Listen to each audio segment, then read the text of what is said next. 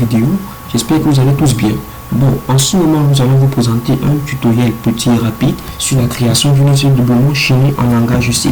Bon, ce sujet est très important parce qu'il nous permet de mieux comprendre la notion de dynamisation, de la gestion dynamique de la mémoire.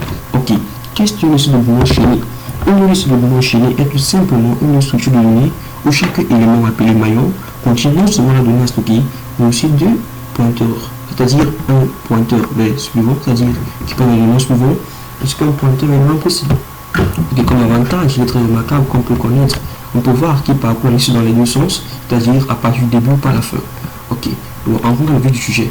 Dans le code, pour pouvoir mieux comprendre le code, il faudra qu'on parte pas à pas, ligne par ligne. Ok, on a d'abord la bibliothèque js include studio.h et js include standardlibrary.h, c'est-à-dire quoi? Standard input output.h, responsable des entrées sorties, printf, scanf, qui nous permet de écrire et lire. Ok, on a un standard lib, qui est du standard library, responsable pour les fonctions comme l'allocation et la libération d'éléments, c'est-à-dire quoi? Malloc permet de allouer dynamiquement la mémoire et free qui nous permet de la vider.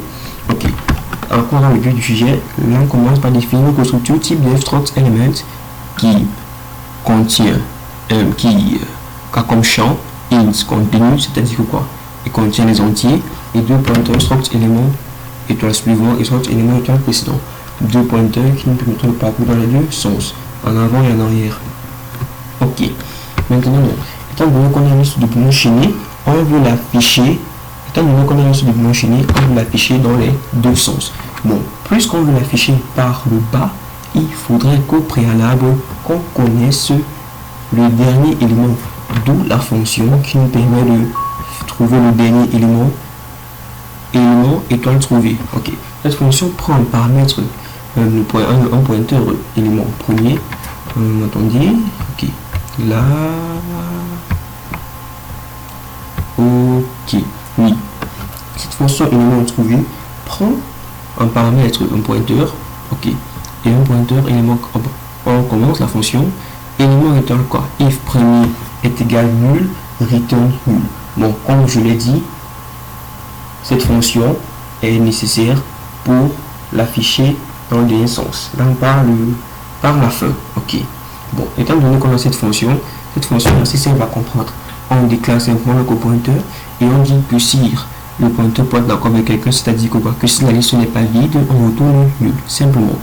Ensuite, directement avec la boucle while.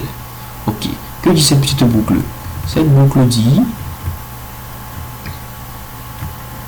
while k, flèche suivant est différent de nul, k est égal à k suivant, return k. Ok, qu'est-ce que ça veut dire?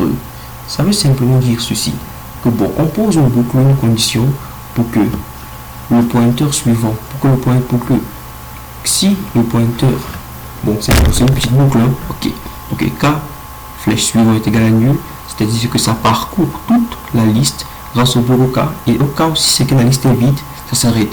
Mais dans le cas où, non, si la liste est, c'est là que ça parcourt la liste, si la liste est vide, ça retourne le k. Ok, mais si c'est que la liste n'est pas bonne, ça continue jusqu'à la fin.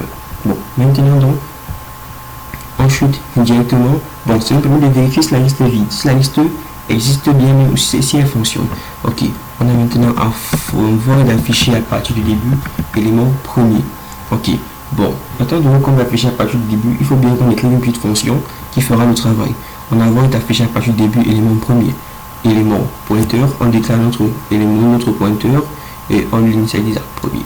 Ok, tant que pt différent de nul, printf /n %d pt continue.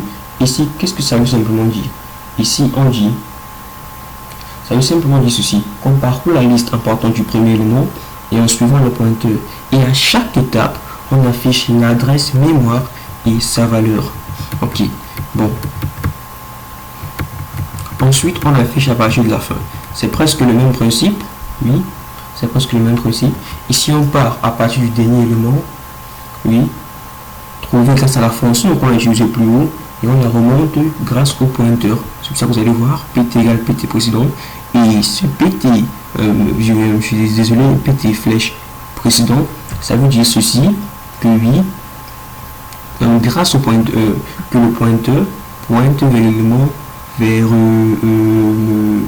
le point de champ précédent de la structure élément. Ok, bon, maintenant on a notre fonction principale int. Bon, dans ce code, vous allez voir élément étoile LD, oui, dans ce code notre liste est initialement vide, oui, comme ça vous allez voir LD est égal à nul, oui, ok, et comme liste, on veut l'afficher dans les deux sens, mais comme il n'y a pas d'insertion, elle ne s'affiche.